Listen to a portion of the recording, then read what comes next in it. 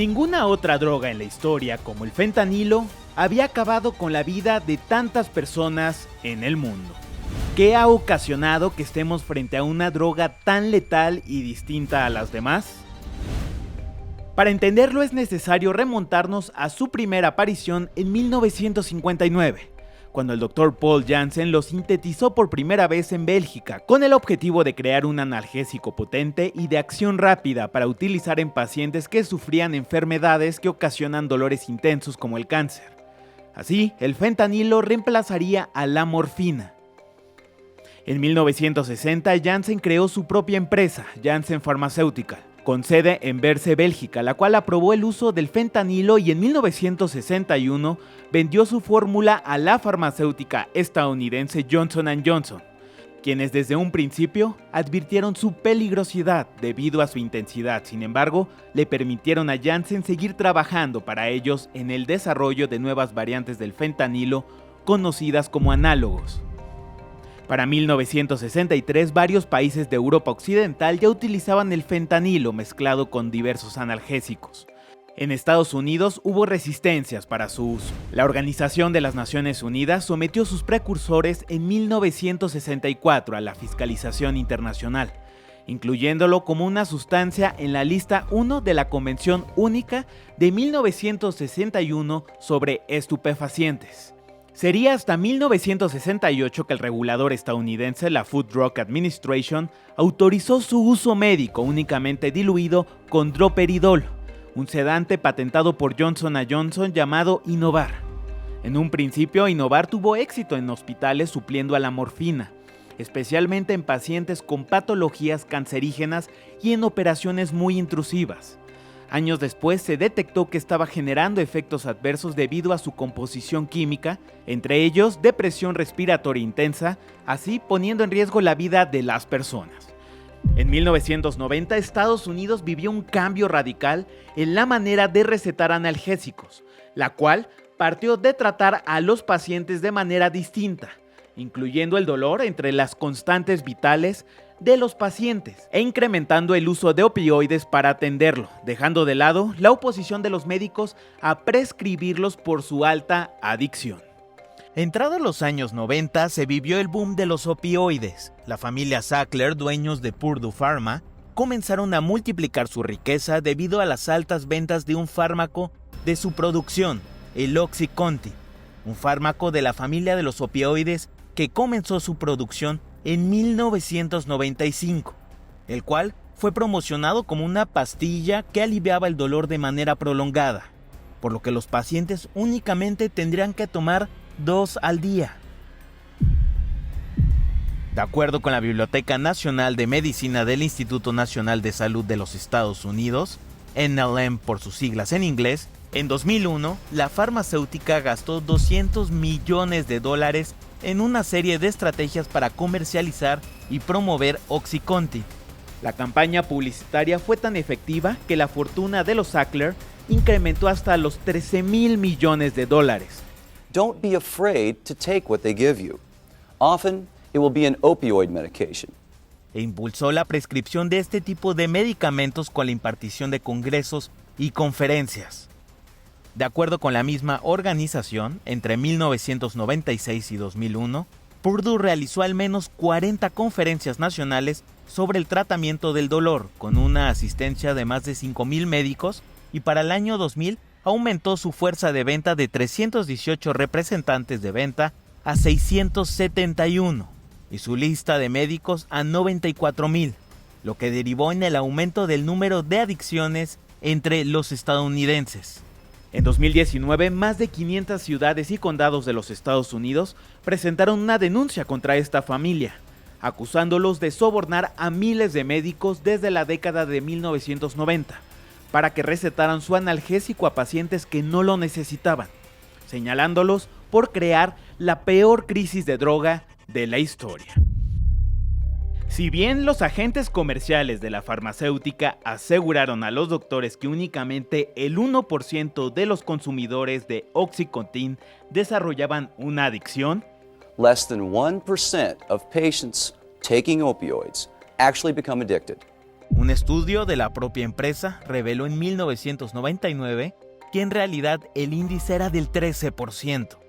Tan solo en 2012, de acuerdo con los Centros para el Control y Prevención de Enfermedades, la Agencia Nacional de Salud Pública de los Estados Unidos, en el país se prescribieron 259 millones de recetas para analgésicos opiáceos, una cantidad que equivalía casi a un frasco por cada habitante de la nación.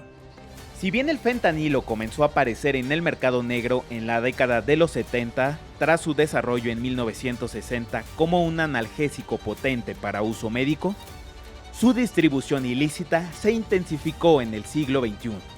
La evolución de sus componentes la llevó a convertirse en una de las drogas más letales y adictivas del mercado, incrementando su popularidad entre los grupos del crimen organizado.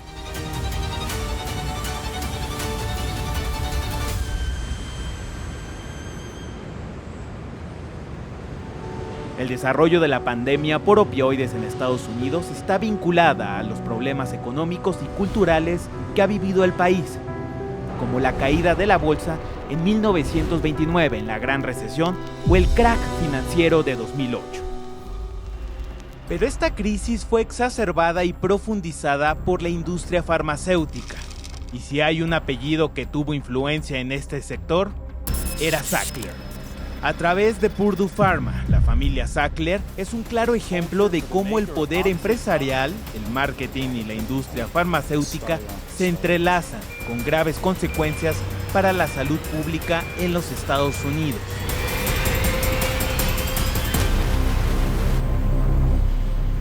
A lo largo de los años se enfrentaron acusaciones de minimizar los riesgos de adicción, sobornar y engañar a autoridades sanitarias, como la Food Drug Administration. Esto ha sido retratado en el libro El Imperio del Dolor de Patrick Radden Keefe, que hace una radiografía del origen y auge de esta dinastía, que a su vez fue llevada a la serie televisiva de Netflix Painkiller.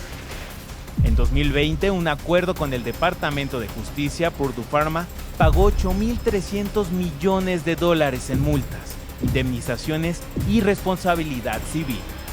Sin embargo, el año pasado la Corte Suprema de los Estados Unidos anuló el acuerdo de bancarrota de Purdue Pharma porque blindaba a la familia Sackler. De acuerdo con el Centro Nacional de Estadísticas de Salud de los Estados Unidos, en 2022, 76.226 personas murieron a causa de este opioide, el fentanilo. Esta cifra representa el 70% de todas las muertes por sobredosis de alguna droga. En 2023 fueron registradas 74.702 muertes. Y el consumo de esta droga se ha focalizado en la costa oeste, en estados como Pensilvania, donde en su capital, Filadelfia, se encuentra Kensington, un barrio considerado como la zona cero del fentanilo en los Estados Unidos. De acuerdo con la American Addiction Center, para 2021, los estados más afectados por el fentanilo fueron Virginia Occidental y Tennessee, con 90.9 y 56.6 muertes por cada 100.000 habitantes. Estos números nos llevan a la pregunta: ¿qué se ha hecho para atender este fenómeno?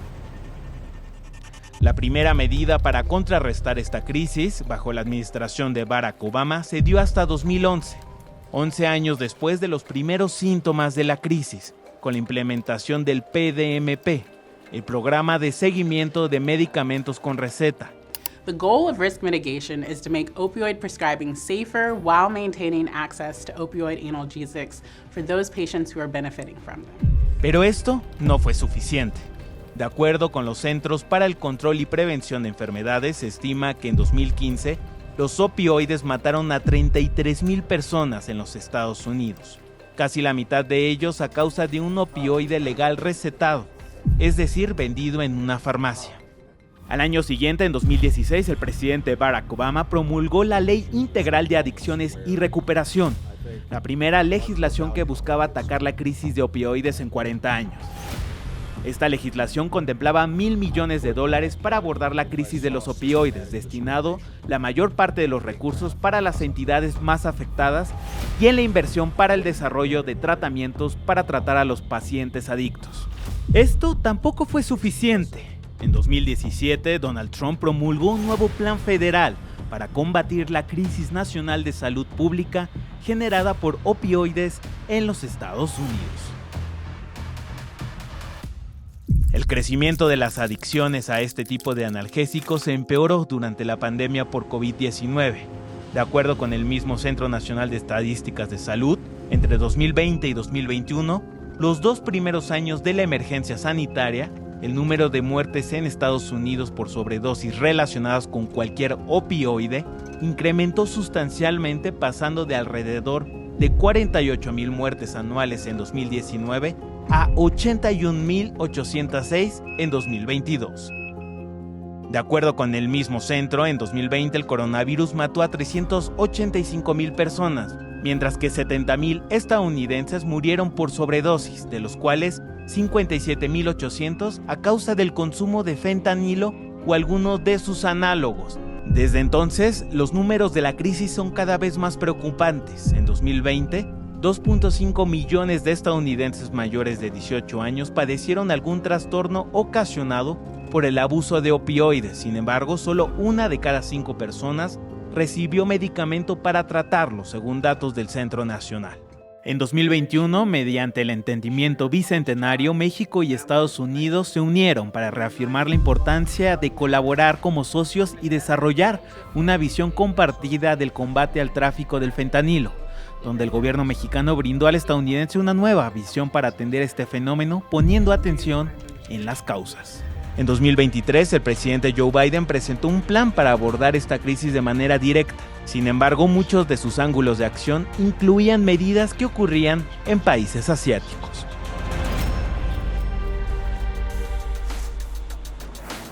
En la última década, Asia se ha consolidado como la principal región que abastece el mercado global farmacéutico, desde medicamentos genéricos y vacunas hasta precursores químicos de sustancias como opioides sintéticos, incluyendo el fentanilo, una de las drogas más letales y lucrativas en la actualidad.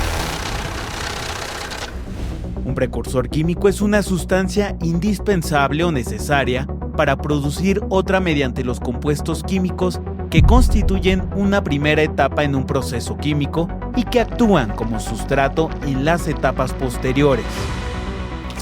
China es considerado el segundo mayor productor del mundo de fármacos y líder en la exportación de antibióticos, mientras que la India es uno de los mayores proveedores de vacunas y medicamentos para la comunidad internacional y considerado el laboratorio experimental asiático. Este dominio se sostiene gracias a la producción masiva de medicamentos genéricos a bajo costo y de ingredientes farmacéuticos esenciales. En el caso de China, el gobierno impulsa esta industria con incentivos fiscales y reembolsos por exportación.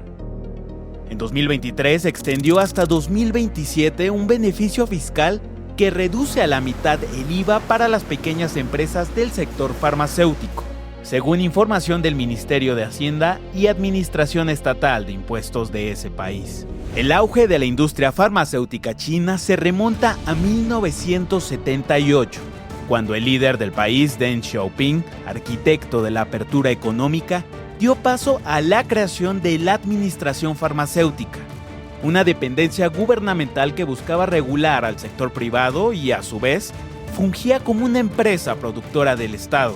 Sin embargo, rápidamente perdió fuerza debido a la alta competencia que tenía con otras farmacéuticas, lo que ocasionó el deterioro en la calidad y el abaratamiento de los medicamentos.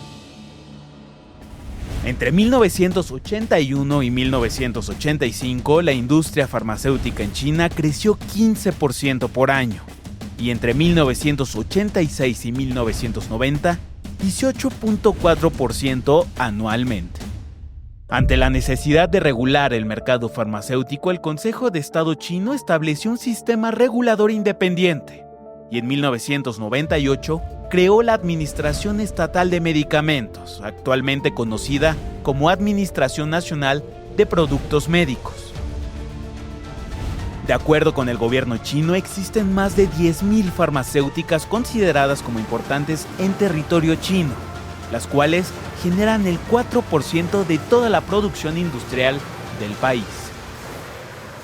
En los últimos años se ha incrementado la presión internacional y de los Estados Unidos hacia China para que endurezca sus marcos regulatorios a raíz de la crisis de los precursores químicos importados desde Asia para la producción de fentanilo. El 1 de mayo de 2019, China incluyó sustancias relacionadas con el fentanilo a la lista suplementaria de estupefacientes controlados y sustancias psicotrópicas con uso no médico, lo que ocasionó la emergencia de nuevos centros de producción, como en la India. El gobierno indio también ha introducido esquemas de incentivos vinculados a la producción para el sector farmacéutico. En 2020, bajo la iniciativa Self-Reliant India, hizo un desembolso financiero de $173 millones con una duración hasta 2029, según datos del Ministerio de Productos Químicos y Fertilizantes. Pero India también destaca por su capacidad de innovación farmacéutica. Uno de los 3 métodos más populares para sintetizar fentanilo es el Gupta, creado y patentado en 2009 por el químico indio Pradip Kumar Gupta. A diferencia del método Siegfried y Janssen, que requiere 3 pasos previos para producir el precursor 4-ANPP, con el Gupta se obtienen 2. Tanto China como India son signatarios de las 3 convenciones internacionales relacionadas con la gobernanza mundial del fentanilo, y han adoptado los términos de estas convenciones en su derecho interno en diversos grados. Sin embargo, estos esfuerzos no han sido suficientes.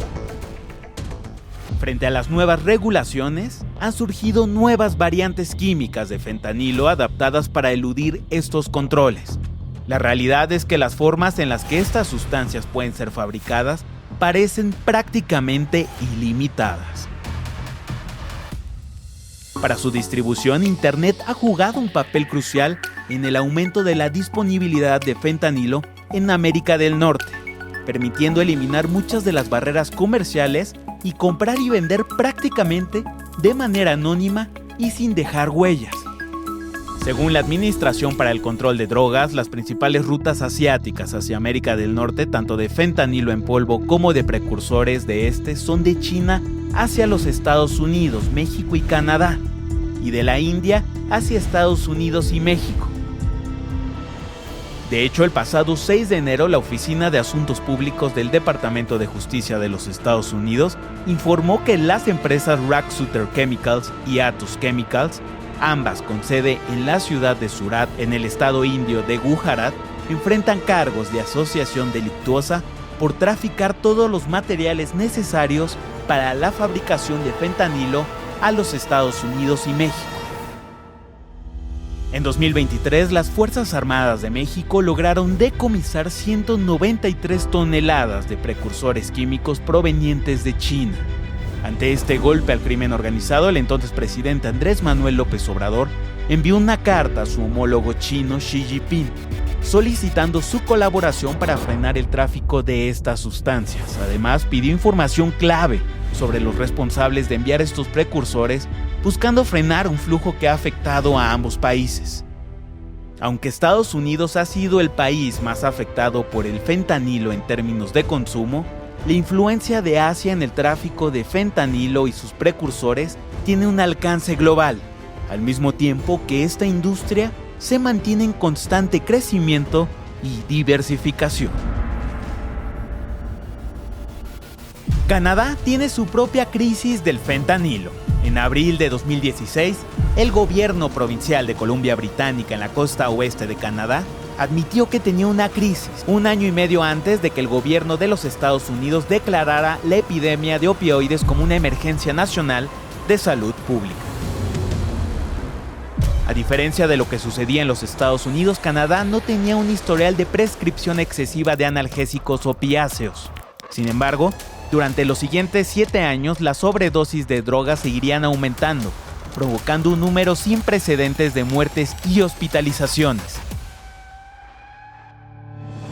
Según datos del gobierno canadiense, entre enero de 2016 y marzo de 2024, hubo un total de 47.162 muertes aparentes por toxicidad de opioides reportadas. Ante esta situación, Canadá emprendió un camino que en lugar de reducir, incrementó el problema: la despenalización de un conjunto de drogas, entre ellas el fentanilo. El Ministerio de Salud de Canadá otorgó a la provincia de Columbia Británica una exención de 3 años en virtud de la Ley de Drogas y Sustancias Controladas para despenalizar el consumo de drogas, que entró en vigor el 31 de enero de 2023. En virtud de la exención se permitió la posesión de hasta 2.5 gramos combinados de determinadas drogas ilícitas para consumo personal en lugares específicos. Estamos hablando de opioides como la heroína, morfina y el fentanilo, el crack y cocaína en polvo, las metanfetaminas y MDMA, éxtasis. Sin embargo, la crisis se desbordó. Las muertes por opioides son la principal causa de mortalidad para las personas entre 10 y 59 años en Columbia Británica, y ahora representan más muertes que los homicidios, suicidios, accidentes y enfermedades naturales combinados. En 2022, Canadá registró 7.500 muertes por opioides, o 19.6 por cada 100.000 habitantes. Casi 3 veces más que en 2016, según datos de la Oficina de Naciones Unidas contra la Droga y el Delito. Con datos a marzo de 2024, el 84% de las muertes accidentales de toxicidad aparente de opioides en Canadá ocurrieron en Columbia Británica, Alberta y Ontario. Juntas, representan más de la mitad de la población de Canadá. En el mismo periodo, las muertes accidentales de aparente toxicidad de opioides, el 81% involucró al fentanilo. Con datos a marzo de 2024, se registraron 21 muertes por día en promedio, 1.505 hospitalizaciones por envenenamiento relacionado con opioides. Estamos hablando de 17 hospitalizaciones por día en promedio. Y en cuanto a las visitas de urgencias, estamos hablando de 75 por día en promedio, 2% más que el mismo periodo en 2023. En abril de 2024, Columbia Británica revirtió la medida y la provincia volvería a penalizar el consumo de drogas en espacios públicos. Pero Canadá ya no solo es un epicentro de consumo, sino también de producción de fentanilo. Los precursores se envían desde puertos clave en China hacia América del Norte, llegando directamente a Canadá, de hecho dando paso a la proliferación de los laboratorios clandestinos produciendo la droga para usuarios domésticos, pero también para exportar a Australia, Nueva Zelanda y los Estados Unidos. Tal es el caso del reciente superlaboratorio de drogas descubierto en la ciudad de Burnaby, Canadá, siendo el más sofisticado en la historia del país. Federal police investigators have dismantled the largest and most sophisticated drug superlab in Canadian history. Según las autoridades canadienses, donde no solo se procesaban los precursores para producir fentanilo, sino que ya producían los precursores. En él se encontraron 5.000 litros de precursores químicos y 10 toneladas de químicos en polvo para poder realizar 95 millones de dosis de fentanilo. El tráfico de fentanilo de Canadá a los Estados Unidos implica diversas rutas y métodos clandestinos debido a la proximidad geográfica y la facilidad relativa de cruzar la frontera entre ambos países y la poca vigilancia de esta. Las rutas principales son de Ontario hacia el noroeste de los Estados Unidos, a Nueva York y Michigan, y de Columbia Británica hacia el noroeste de los Estados Unidos, Washington y Montana. En los últimos 25 años se ha documentado a nivel mundial el creciente número de muertes por sobredosis asociadas al uso de fentanilo. We are in the midst of the worst drug crisis in U.S. history.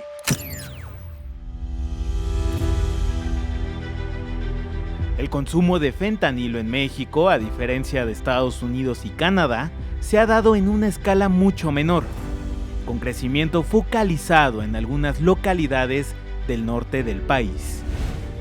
Debido al rol dual del fentanilo, al contar con propiedades terapéuticas, pero representar un riesgo a la salud pública por su potencial dependencia o adicción, El fentanilo en México está catalogado como un estupefaciente controlado por la Ley General de Salud en su artículo 234, junto con sustancias análogas como el alfentanil y sufentanil. Los primeros antecedentes documentados de consumo de fentanilo en México ocurrieron entre 2013 y 2017, periodo en el que ocasionalmente se recibían casos de pacientes que consumieron este tipo de drogas en centros de rehabilitación. Sin embargo, a partir de 2018, los casos que demandan tratamiento por consumo de fentanilo han crecido consistentemente, llegando a 430 en 2023. De 2013 a 2023, se tiene registro de 114 muertes asociadas al consumo de este tipo de drogas, mientras que en este mismo periodo el número de urgencias registradas es de 5.901. Estos casos se han presentado principalmente en las entidades que se encuentran en el norte del país. Estamos hablando de Baja California, Chihuahua, Sinaloa y Sonora. El fenómeno del consumo de fentanilo se explica en alguna medida por la creciente oferta de este. En el caso mexicano, el incremento en el volumen de aseguramientos en los últimos años ha limitado el mercado.